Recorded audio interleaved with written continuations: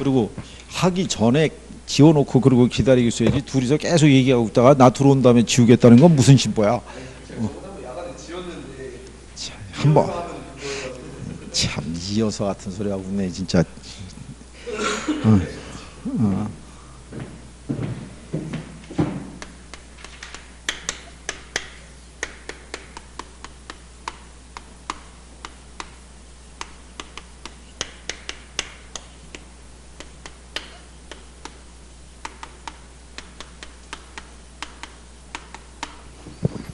자, 위험에 대해서 우리가 이제 알아보는 거죠. 예. 자, 거기 보시면은 이제 위험의 개념이라는 거는 실현된 결과가 예상한 결과로부터 벗어날 가능성을 뭐라고 그래요? 위험이라고 그래요.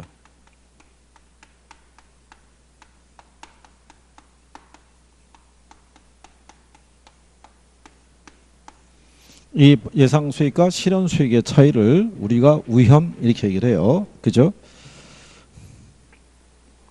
자, 그래서 이제 거기 보시게 되면 위험에는 수치화할 수 있는 것 또는 계량할 수 있는 정량적인 위험이라는 것도 있고요. 수치화할 수 없는 정성적인 위험이라는 것도 있어요. 그러니까 영업경비나 공실률이나 이자 비용이 있죠. 이거는 수익과 비용과의 관계를 통해서 수치화할 수 있지만 정부의 어떤 정책이라든가 어떤 법적인 분쟁이라든가 이렇게 해서 우리가 수치화할 수 없는 것들도 존재하더라 이런 얘기예요. 예, 참고하셔도 돼요. 자, 그럴 때 위험과 수익을 우리가 이제 측정하는 방법이라는 것이 제시가 돼 있는데, 자, 내용을 보시게 되면 위험에 대한 거는요. 분산 또는 뭐로 측정한다는 얘기냐면 표준 편차로 측정한다 이렇게 생각하시면 돼요. 자, 그러면 이게 단원 안에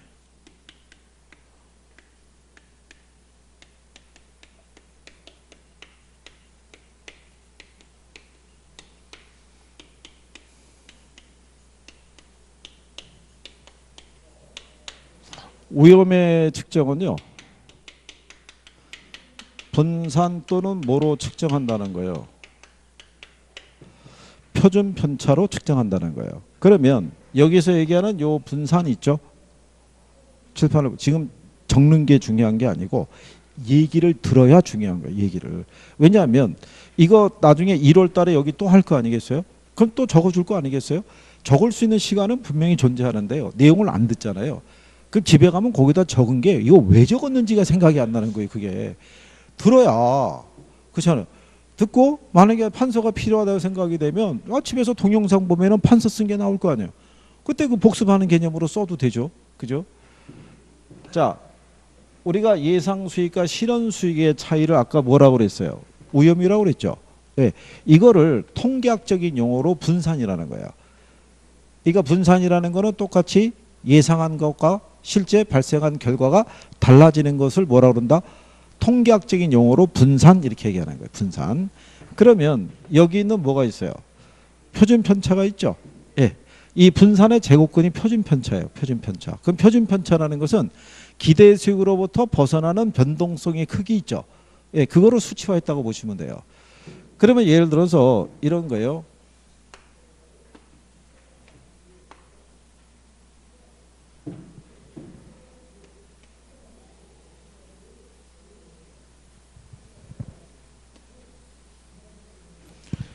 자, 여기 보면 A라는 투자안과 B라는 투자안이 있어요. 그죠? A는 가령 예를 들어서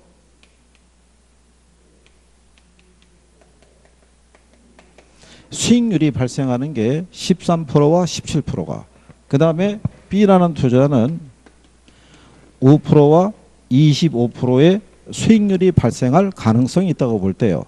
지금 보면 그림상에 보면 좌우대칭이 같죠. 예, 그러면 양쪽의 확률이 각각 50대 50이라는 가정인 거예요. 그러면 지금 A를 놓고 보게 되면 13%가 될 수 있는 확률이 50%라는 거죠. 그러면 13%가 될 수 있는 확률이 50%면은 6.5%예요. 그 절반이면. 그러면 17%가 될 수 있는 확률이 절반이면 얼마? 8.5%죠. 그러면 6.5%하고 8.5%를 합하면은 몇 프로 나오겠어요?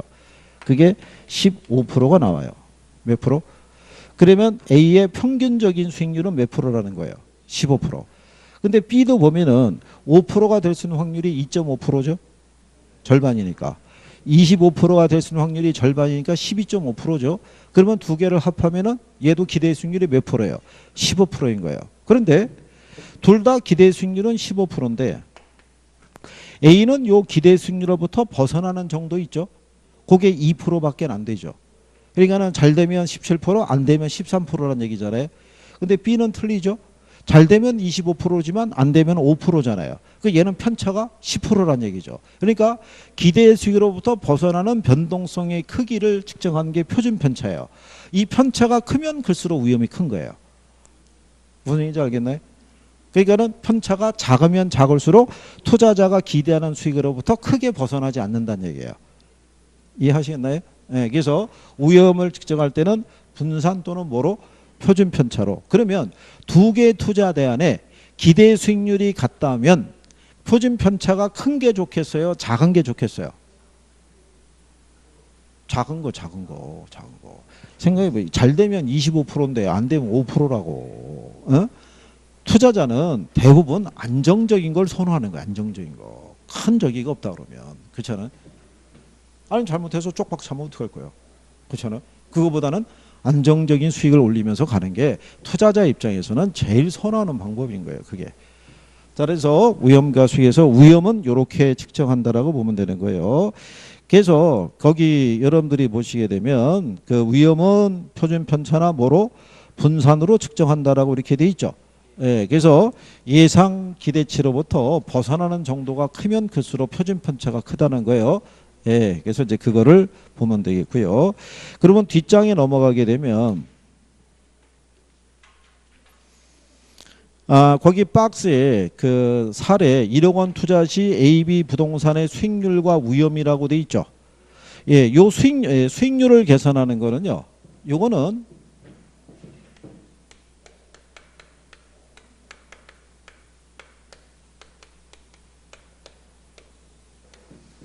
요거를 측정할 때는요. 이렇게 수익률은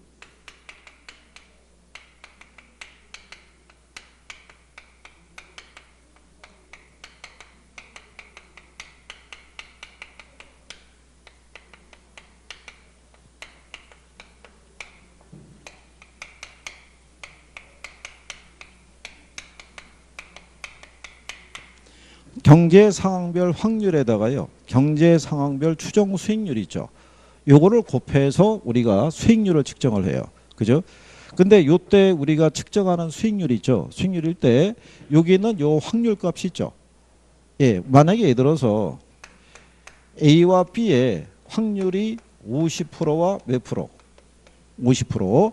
그리고 A에 대한 경제 상황별 추정 수익률이 가령 예를 들어서 10%고요. 얘가 가령 예를 들어서 8%였다고 이렇게 가정하자고요. 그런데 확률이 얼마예요? 50대 50이면 산술 평균이에요. 그냥 두 개 더해서 나누기 2 하면 돼요. 왜냐하면 10의 절반이죠. 원래 얘도 100분율이고 얘도 100분율이죠. 그러면 한쪽을 소수로 계산해요. 그러면 10의 절반이면 얼마겠어요? 5%죠. 응. 8의 절반이면 얼마예요? 4%잖아요. 근데 얘가 50대 50이면 요거 두 개 더하면 얼마예요? 18%죠. 나누기 2 하면 똑같잖아요. 50대 50일 때는 그냥 이렇게 산술 평균인 거예요. 두 개 더해서 나누기 2 하면 된다 이거예요. 그런데 얘가 만약에 이렇게 될 수도 있겠죠. 이렇게 구성이 되어 있을 때 얘가 될 수 있는 확률이 40%, 얘가 될 수 있는 확률이 몇 프로? 60%. 이렇게 주면은 가중평균 해야 돼요. 일일이 다 곱해서 합산을 해야 된다는 얘기죠. 무슨 말인지 아시겠나요? 그래서 수익률을 계산할 때는 산술 평균 할 수도 있고 무슨 평균을 가중평균 할 수도 있는 거예요. 그래서 이제 그런 정도로만 인식하면 되고요. 이거 안 해도 돼요. 괜찮아요. 나중에 간단하게 나오는 간단하게 할 수 있는 거예요. 이거. 그죠? 그러니까 쉽게 이게 이렇게 나오는 거는 그냥 곱하기만 하면 되기 때문에 별로 어려운 건 아닌 거예요. 근데 내가 뭐라 그랬어요? 계산 안 되면 냅둬도 된다고. 굳이 신경 안 써도 돼요. 저기 뭐. 그리고 거기 박스에 보면은 밑에 표준 편차 구하는 것도 있죠. 산식 있죠? 그럼 그냥 생략하시면 돼요. 여러분들에게 그렇게 루트 값이어서 표준편차 계산하는 문제는 출제하지 않아요. 1분 안에 풀겠냐고요. 그죠? 이것도 지금 요거 하는데도 지금 표정이 안 좋은데 그거 하라는 건 말도 안 되는 소리잖아요. 그냥 냅둬도 되는 거예요. 자, 그 다음에 거기 보시면은 투자자의 위험에 대한 태도라고 나와 있죠. 그 밑에 이제 용어를 이제 배우시는 거예요. 그죠?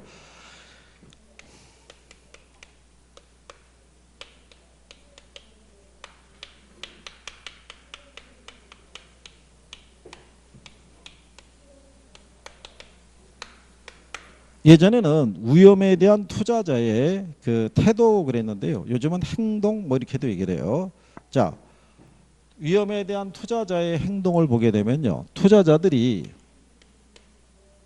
위험 혐오적인 행동을 해요.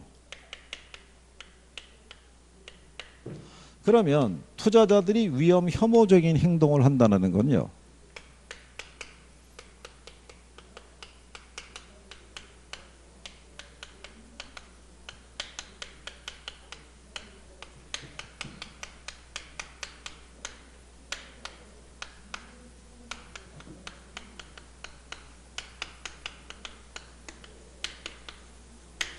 이거예요. 기대 수익률이 동일한 두 개의 투자 대안이 있으면 뭐가 작은 애를 위험이 작은 애. 우리 조금 아까 표준 편차 해봤죠. 기대 수익률이 같으면 뭐가 작은 애. 표준 편차가 작은 애를 선택한다는 얘기예요. 그죠? 그러면 이런 위험 혐오적인 행동을 하는 사람들은 위험을 감수하고 투자하겠어요, 안 하겠어요? 에? 이런 위험 혐오적인 행동을 하는 사람들도 위험을 감수하고 투자해요.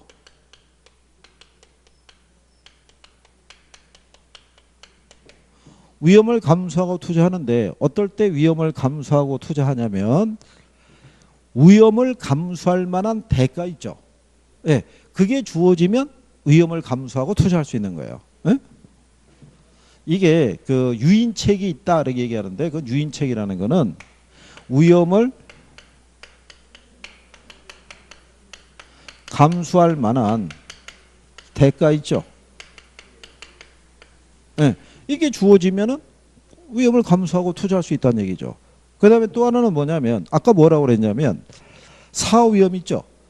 사업 위험을 겪지 않으려면 어떻게 하면 된다고 그랬냐면 사업 안 하면 된다고 그랬잖아요. 그죠?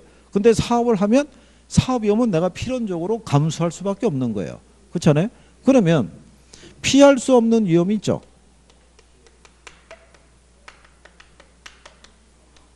여기에 대해서는 반드시 대가를 요구해요. 뭐를 요구한다? 대가를.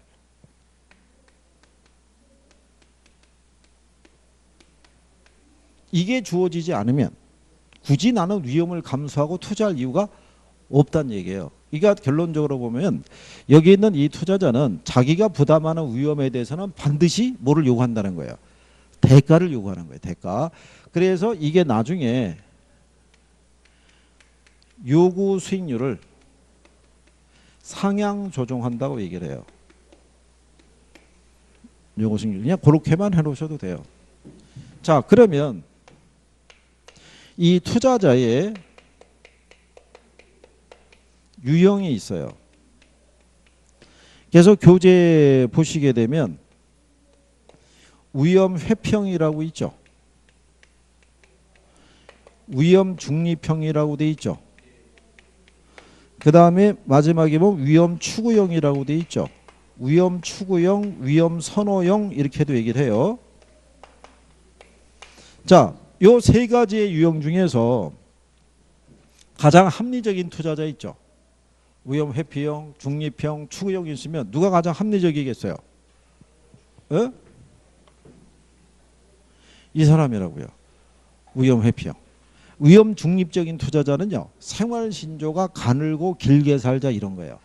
그러니까 이 사람은 가지고 있는 돈을 은행에만 집어넣는 사람이에요. 그러니까 어떤 위험도 감수한다 안 한다?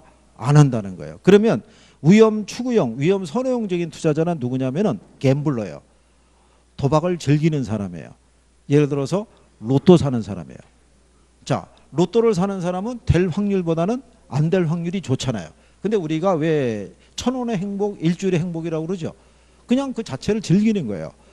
자, 한 장을 샀어요. 1,000원 주고. 그럼 일주일 내내 꿈에 부풀어 있을 거 아니에요. 근데 막상 뚜껑을 열어보면은 안 될 확률이 훨씬 높죠.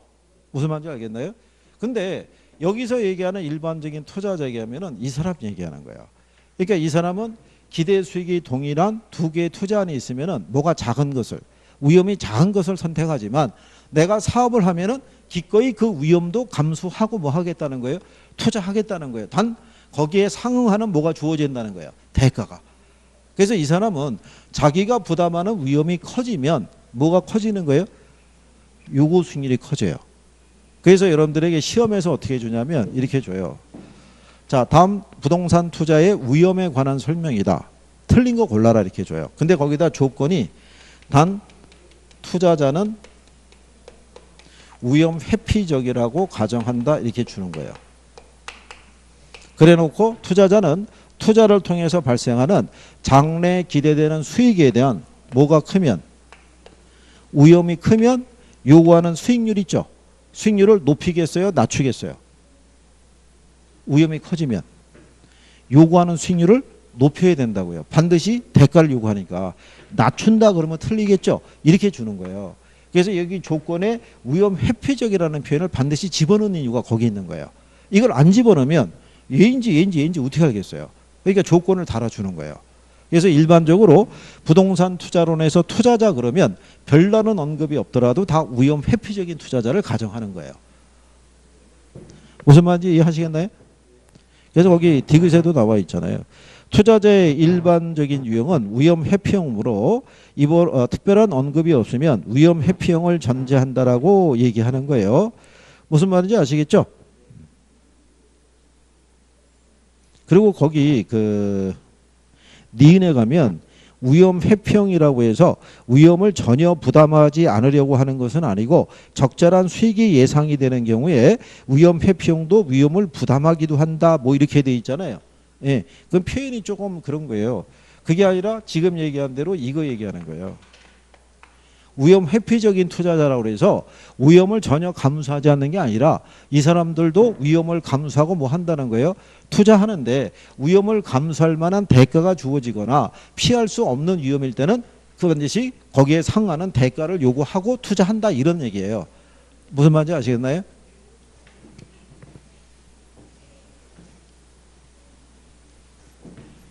자, 그거를 이제 우리가 얘기하는 거고요. 그 다음에 이제 옆에 가시면 부동산 투자 위험의 유형이라고 돼 있죠. 그래서 원래는 저게 위험이 나오고 위험의 이제 종류가 나와야 되는데 우리 교재에서는 이제 편제가 조금 달라 돼 있으니까. 근데 뭐 내용은 다 뭐 같은 거니까 그냥. 자, 그래서 이제 위험에 대한 거. 그러면 이제 위험에 뭐가 있어요? 종류가 있어요. 종류 중에 보면 제일 먼저 나오는 게 무슨 위험이에요? 사업위험이라는 게 있고요. 금융위험.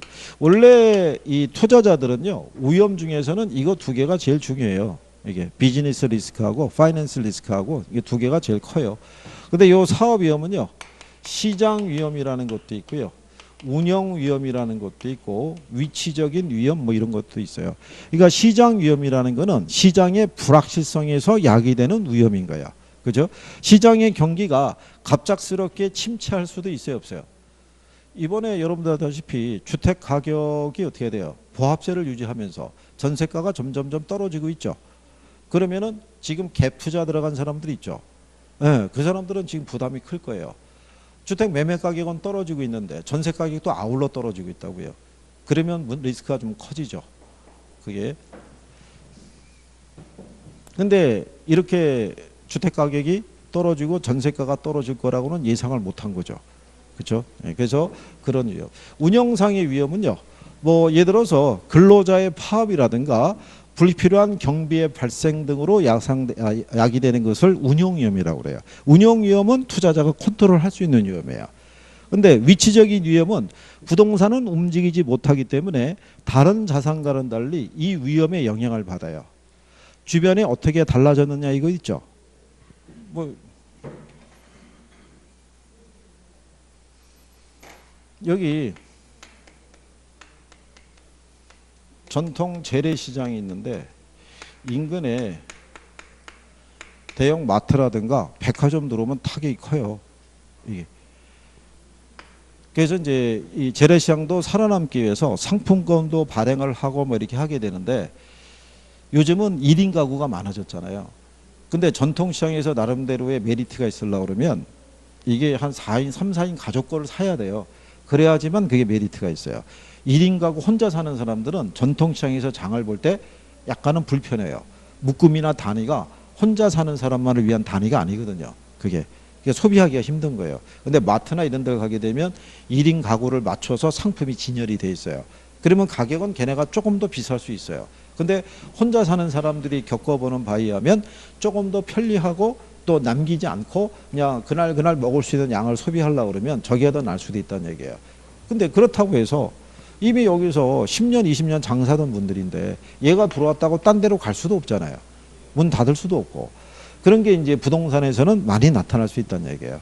그래서 요즘은 이제 전통시장에서도 젊은 사람들을 끌어들여 가지고 같이 어우러져서 상품도 기획하고 나름대로의 자구책을 마련하는데 중요한 거는 전통시장이 있으면 반경 얼마 안에는 얘들이 안 들어오게끔 해줘야 좀 보호가 될 텐데 현실은 그렇지 못하다는 얘기죠.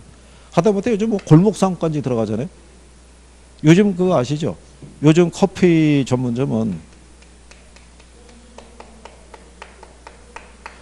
얘네가 완전하게 점유하고 있는 거예요. 서울의 강남 같은 데. 그러니까 예를 들어서 임대료가 너무 비싸지면요. 상권의 지도가 달라져요. 그 이전에 있었던 업종들이 다 사라진다고요. 뭐를 이기질 못해서. 임대료를 이기질 못해서. 그렇게 되면은 100년 전통을 자랑하는 이런 가게는 존재할 수 없어요. 그 장소에서 버티지 못하니까 어디론가 계속 밀려나갈 수밖에 없는 거예요. 내가 어떻게 하겠어요? 그 다음에 금융위험이라는 거예요. 자, 금융위험이라는 것은요. 이렇게 생각하면 되죠. 부동산에 투자할 때 전액 자기 자본으로만 투자하면 금융위험은 발생하지 않아요. 근데 투자할 때 일부는 지분을 넣고요. 일부는 융자를 받아서 들어가면 융자를 받는 걸 저당이라고도 얘기를 해요. 받아서 들어가게 되면 돈 빌렸으면 어떻게 돼요? 갚아야 되잖아요. 그러니까 상환에 대한 부담이 커지죠. 그러면 융자를 받은 돈이 크면 클수록 그만큼 원리금 상환에 대한 부담도 그만큼 커질 수 있어요, 없어요? 커질 수 있죠. 근데 만약에 수익이 내가 예상하는 대로의 수익만 나오면은 관계가 없는데 내가 예상했던 것보다 수익이 안 나오면은 채무 불이행 가능성이 커지죠. 그걸 우리가 무슨 위험이라 한다? 금융위험이라고 그래요. 대신에 금융위험은 전에 자기 자본으로 뭐 하면 투자하면 금융위험은 발생한다 안 한다? 없는 거예요. 빌려 쓴 게 없으니까. 무슨 말인지 이해하겠나요? 네, 그래서 그렇게 구별하면 되겠고요. 그 다음에 이제 뒤로 가시게 되면요. 여러분 시험상에 또 인용이 됐던 게 이 위험이에요.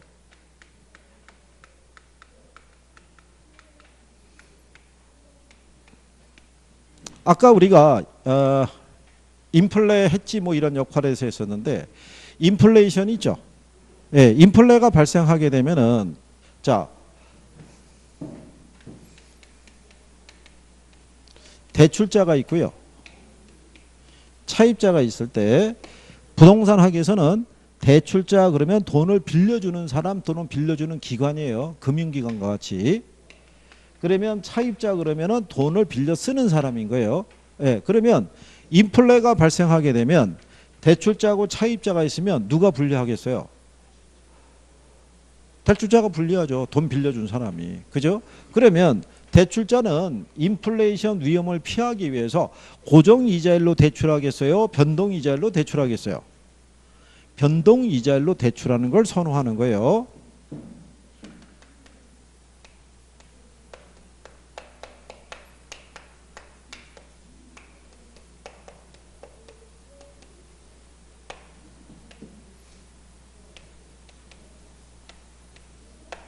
자, 나중에 이제 여러분들이 금융에서 배워요. 고정금리라는 게 있고 변동금리라는 게 있어요. 고정금리는 대출 계약을 체결할 때 정한 이자율로 만기 때까지 가는 거예요. 근데 변동금리라는 건 뭐냐면 초기 이자율은 싸게 책정해 주는 대신에 만약에 인플레라는 게 발생하면 거기에 맞춰서 금리를 조정할 수 있는 거예요. 조정을. 그래서 인플레로 발생할 수 있는 손실을 누구에게? 차입자에게, 돈을 빌려 쓴 사람에게 전가시키는 형태의 이자율을 변동 이자율이라고 얘기를 해요. 그래서 인플레 위험을 줄이기 위해서 대출자는 무슨 이자율로? 이걸 여러분 시험에 2번 물어본 거예요. 답으로. 고정 이자율로 대출해 줘야 된다. 그럼 틀리는 거예요. 무슨 이자율로? 변동 이자율로.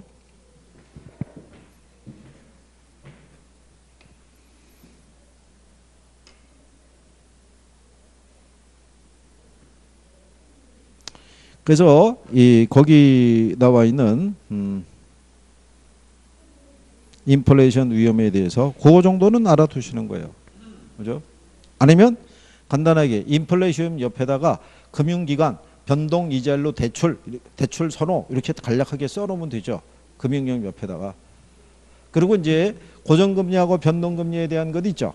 네, 그거는 이제 우리가 금융가문 하는 거죠. 다음 주에 금융 들어갈 테니까.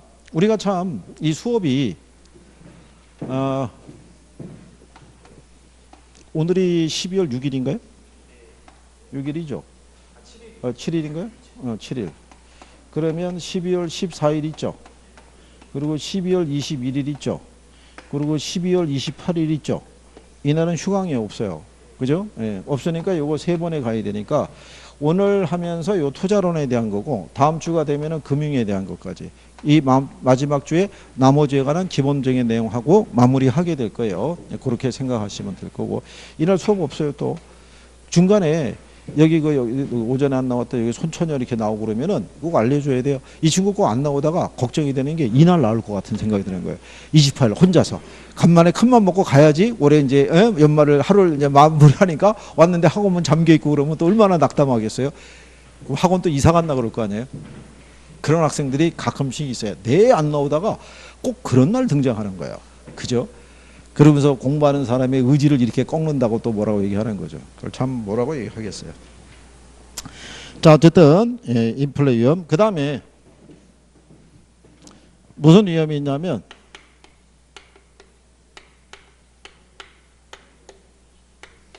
유동성 위험이라고 있어요. 자, 유동성이 제일 좋은 게 현금이에요. 그죠? 근데 부동산은 실물 자산이죠. 실물 자산인 부동산을 내가 원하는 시기에 현금화하는 게 쉽다 어렵다? 어렵죠. 그게 유동성 위험이에요. 자, 그래서 그런 위험에 대한 종류에 대해서 우리가 이제 알아본 거예요.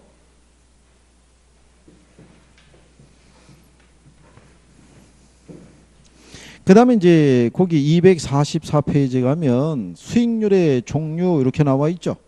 네.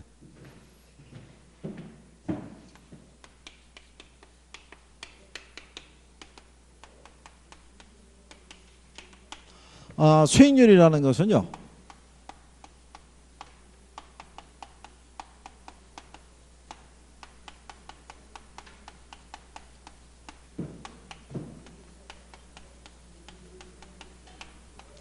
투자 자본에 대한 투자 수익의 크기를 백분율로 나타난 게 바로 뭐겠어요? 그게 수익률이에요. 수익률. 그러니까 이게 100분율 들어가 있으니까 이 뒤에는 곱하기 100 있죠. 이게 생략되어 있는 거예요. 그죠? 그럼 왜 우리가 이거 100분율로 명시하냐면요.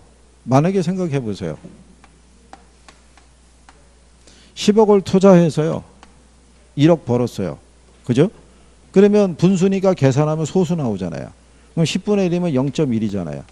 그러면 얼마 벌었어? 0.1 벌었어. 그 인식이 안 되잖아요. 그럼 곱하기 100 하면 몇 프로예요? 10%. 얼마 벌었어? 한 10% 돼. 그럼 사람들이 이해할 수 있죠. 그래서 대부분의 분수식 계산할 때는 곱하기 100 해서 뭐로? 100분율로 우리가 이렇게 명시하기도 해요. 자, 그래서 이제 요 수익률에 관한 종류를 보시게 되면 기대 수익률이라는 게 있고요. 그 다음에 뭐 요구 수익률. 그 다음에 뭐가 있냐면 실현 수익률 이렇게 돼 있어요. 근데 한 가지 알아두실 거는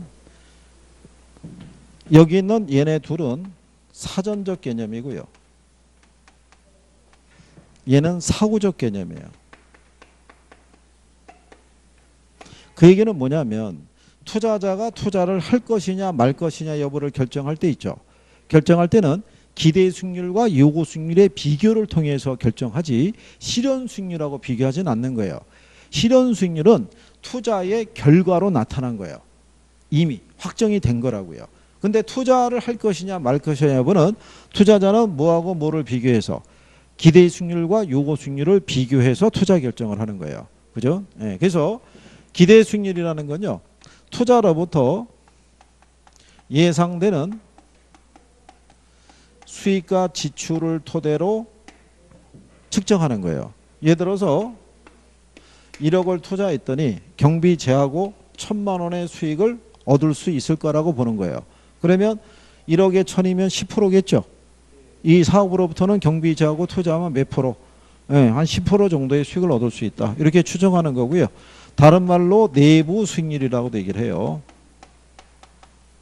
근데 요거 수익률이라는 건요. 이건 외부 수익률이라고도 얘기를 하고요.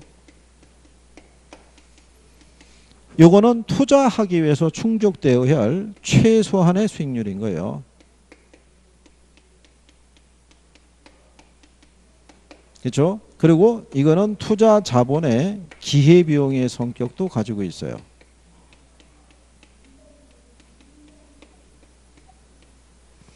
그거를 우리가 이제 요구 수익률이다라고 얘기를 해요.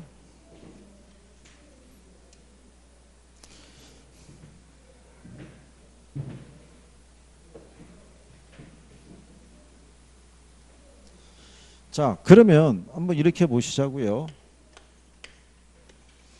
여기 자 부동산이 하나 있어요.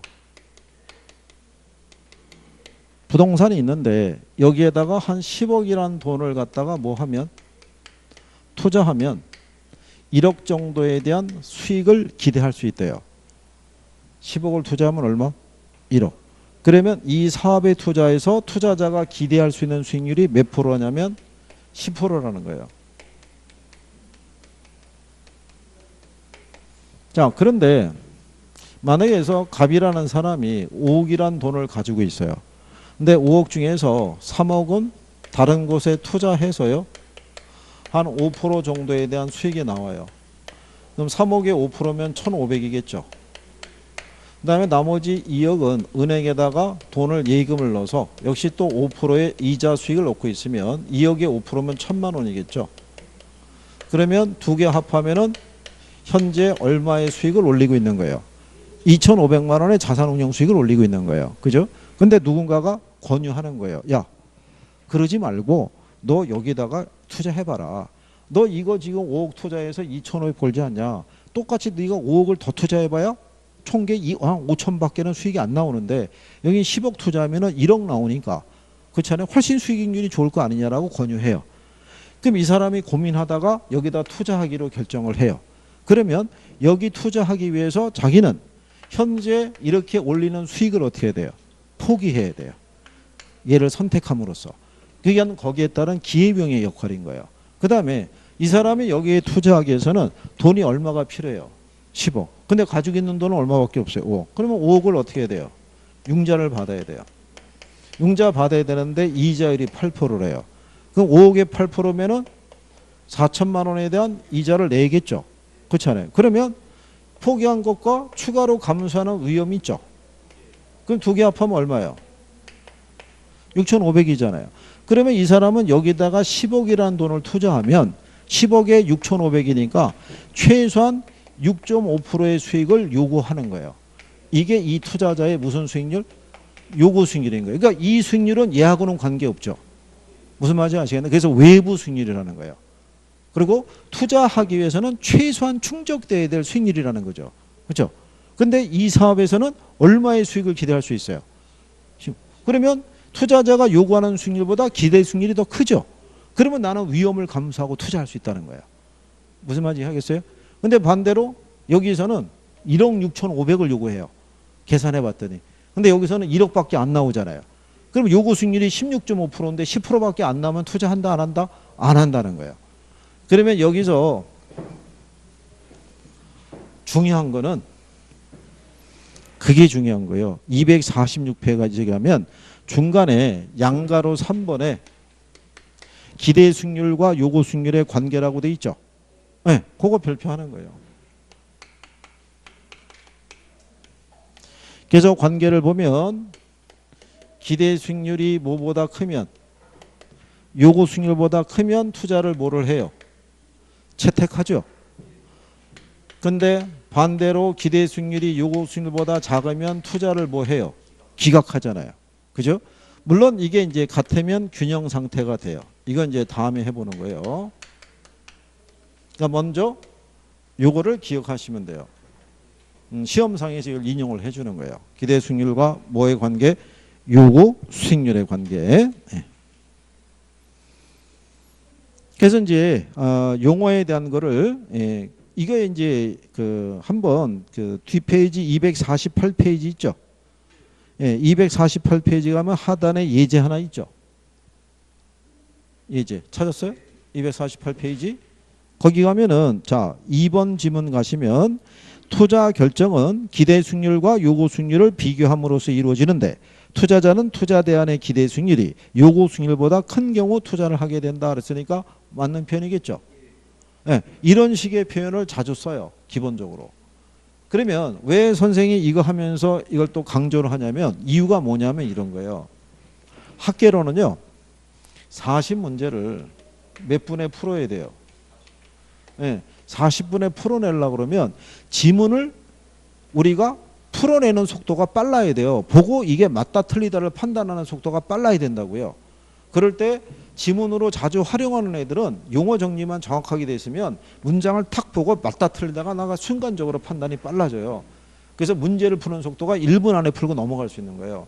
근데 이게 용어의 구별이 정확하지 않으면은 문제 하나 풀 때마다 시간 많이 가는 거예요. 그러면은 나중에 그 시간이 누적이 돼 가지고 민법 풀 시간이 절대적으로 부족하거나 이런 불상사가 생긴다고요. 그러니까 용어에 대한 정리를 잘 해줘야 돼요. 여기에 기초해서 이렇게 출제 인용해 주는 거예요. 참고로 이 투자론에서는 안 낸 파트가 없어요. 거의 다 냈어요. 이제 뭐 30회 시험인데요. 그죠? 자, 그 다음에 옆 페이지에 가시면 위험과 수익 가치의 관계 뭐 이렇게 되어 있는데요. 그게 뭐냐면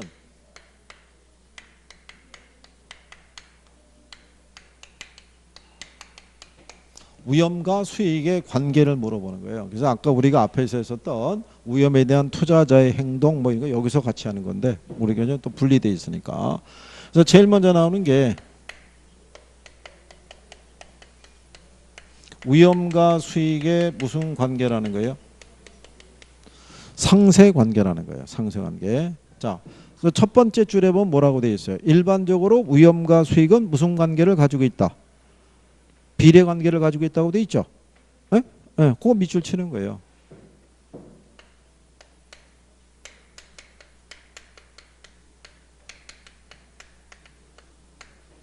일반적으로 위험과 수익은 비례 관계에 있는 거예요. 그러니까 투자자 입장에서는요. 부담하는 위험이 크면 수익도 당연히 어떻게 해야 돼요? 높은 수익을 요구하고 위험이 작으면 작은 수익을 요구한다는 거죠. 그런데 얘네가 항상 비례하진 않아요. 왜냐하면 위험이 크다고 반드시 수익이 크리란 법도 없고요. 위험이 작다고 해서 반드시 수익이 작으란 법은 없는 거예요. 하지만 일반적으로는 비례관계에 있고요. 항상 비례하지는 않는다. 이렇게 생각하시면 돼요. 그죠? 그러니까 만약에 우리가 아까 위험을 뭐라고 그랬었어요?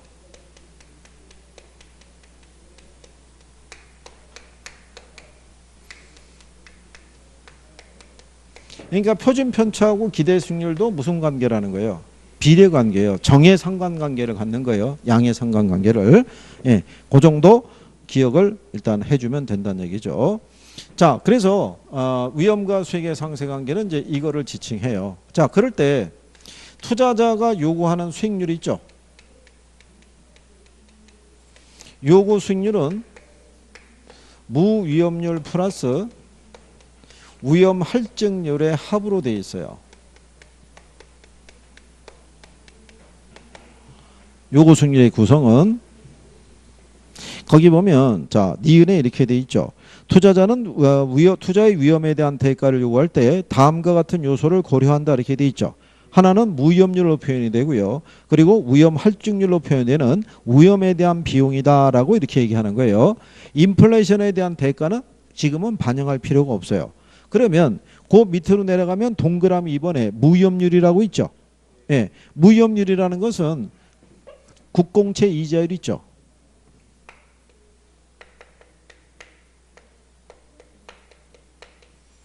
또는 정기예금 이자율 있죠. 자, 여러분들이 보시면 정부가 국채를 발행하죠. 정부는. 그럼 정부가 발행하는 국채에서는 지급 보증이 돼 있잖아요. 그죠? 국민을 대상으로 사기칠 일은 없는 거예요. 그러니까는 시간이 지나면 반드시 그 채권상에 명시된 이율은 지급한다 안 한다. 지금은 하는 거예요. 그래서 제목을 뭐라고 하는 거예요?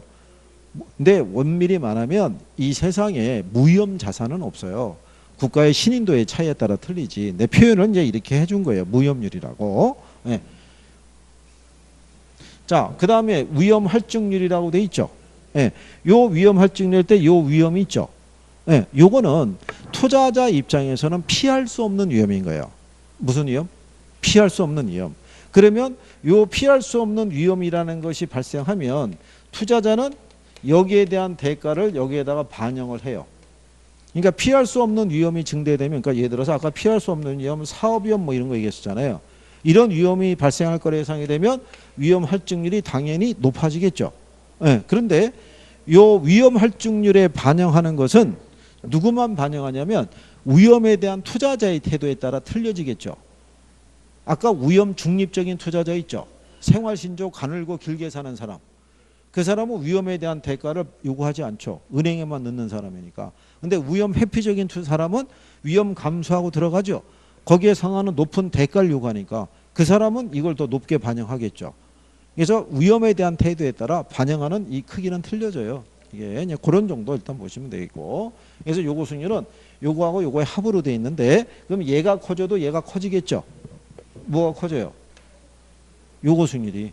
근데 또 하나 무위험률이 커져도 이게 커지는 거예요. 그죠? 그런 내용들을 기초로 해서 뒤로 넘어가시면 위험 할증률이라고 돼 있죠. 거기 보면 기억에 이렇게 돼 있죠. 투자자의 요구 수익률은 개인으로서 피할 수 없는 위험이 증대됨에 따라 아울러 상승한다 이렇게 돼 있죠. 근데 아까 그거 기억하시나요? 합리적인 위험 예를 들어서 혐오적인 행동한다고 그랬죠. 네, 위험 혐오적인 행동을 하는 사람들도 위험을 감수하고 투자한다고 그랬었죠. 어떨 때 투자한다고 그랬어요? 위험을 감수할 만한 대가가 있거나 피할 수 없는 위험이 주어질 때는 반드시 대가를 요구한다 그러면서 노란색 번필로 요구 수익률이 뭐 한다고? 상향 조정한다고. 요구 수익률을 높인다고 아까 한 거예요. 그게 이제 여기하고 연계가 되는 거예요. 지금은 이제 바로 연계가 안 되겠지만 그래서 거기 기억에 대한 걸 일단 밑줄을 치세요. 투자자의 요구 수익률은 개인으로서 피할 수 없는 위험이 증대됨에 따라 아울러 상승한다. 이때 증대되는 위험에 대한 대가를 우리는 뭐라고 그런다? 위험 할증률이다라고 얘기를 해요. 그래서 그 내용에 대해서 우리가 이제 지금은 이렇게 하셔도 바로 이해가 안 될 거예요. 근데 여기에 대한 것까지는 여기까지만이라도 일단 해놓으시면 돼요. 위험과 수익의 상세 관계란 위험과 수익은 무슨 관계? 비례 관계 여기까지. 그 다음에 투자자는 기대 수익률과 요구 수익률을 비교해서 투자 여부를 결정하는데 기대 수익률이 뭐보다 크면 요구 수익률보다 크면 뭐 한다? 투자한다. 그것만 기억해 두셔도 돼요. 그 옆에 있는 위험과 가치에 대한 거는 참고하셔도 되고요. 그건. 그리고 이제 뒤에 250페이지 가시면 위험 관리 기법 뭐 이런 게 있어요. 이것도 나중에 이제 여기 다음 주에 올 때 여기 이제 정리 한번 해드리고 투자론을 마무리하고 뒤로 가고 그렇죠. 이게 처음에는 용어가 낯설어요. 낯설어서 이게 이제 여기하고 이렇게 연계되어 있다는 거를 설명을 해주고 그럼 원래 이게 구성이 조금 이렇게 되면 한 번에 이렇게 쭉 갈 텐데 우리가 이제 약간 이제 편제가 이렇게 돼 있으니까 그거는 뭐 대신에 이제 배운 것 안에서 우리가 조금 아까 용어상에서 위험에 대해서 배웠잖아요. 분산, 표준 편차 뭐 이런 거 배웠잖아요. 그죠? 예. 그리고 여기 나와 있는 이제 수익률 했을 때 투자자는 기대 수익률과 요구 수익률 비교해서 뭐가 클 때 기대 수익률이 크면 투자한다 뭐 이런 거. 위험과 수익의 상세 관계란 일반적으로 위험과 수익은 비례하는 관계에 있다 뭐 이런 거 해봤잖아요. 그죠? 그러니까 먼저 내가 받아들일 수 있는 정도만 한 번씩 되새김질 한번 해보시고요. 중요하다고 얘기한 애들만 별표 정확하게 하시고 한번 다시 한번 집에서 한번 읽어보시는 거예요. 무슨 말인지 아시겠죠? 네. 이게 바탕이 돼야 1월 달에 들어가서 강의 들으실 때 지금보다는 조금 편해지실 거예요. 그리고 1, 2월 과정이 지나고 3, 4월 과정 들어가면 지금보다 역시 더 편해지실 거예요. 그게. 근데 개인적인 노력을 좀 하셔야 돼요. 그래서 원래는 이게 수업이 끝나고 나면 간단하게 식사하시고 여기 탁 남아가지고 그날 배웠던 내용에 대해서 한번 이렇게 쭉 훑어보고 귀가하시는 어떤 이제 그런 습관이 길어지는 게 좋은 거예요. 여기 3년차 신랑, 어? 그 집에 가서 저기 뭐야 밖에서 공부하고 온다 그러면은 저기 뭐야 부인이 좋아할 거 아니야. 이게 열심히 이렇게 해서 김총각은 지금 여친 있나? 그때 여친 있다고 그랬나? 헤어졌어? 언제 또 혹시? 그래 지금 헤어진 김에 공부하고 자격증 따고 다시 저기 하면 되지. 그래. 그러니까 남아서 혼자 남으면 뻘쭘해서 못 남아요. 남을 때 같이 남아야 돼요. 그래야지 공부할 수 있어요. 네? 그래 잘 마무리하시고 자 한 주 잘 보내시고 다음 주에 뵙겠습니다. 고생하셨습니다. 수고하셨습니다.